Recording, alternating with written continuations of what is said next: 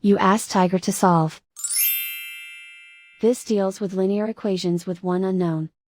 The final result is y equals -2.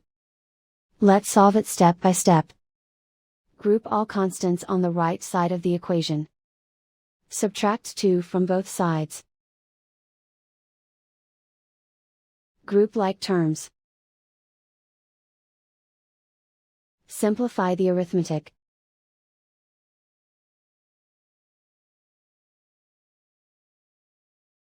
Isolate the y. Divide both sides by -2. Cancel out the negatives. Simplify the fraction. Move the negative sign from the denominator to the numerator. Find the greatest common factor of the numerator and denominator. Factor out and cancel the greatest common factor.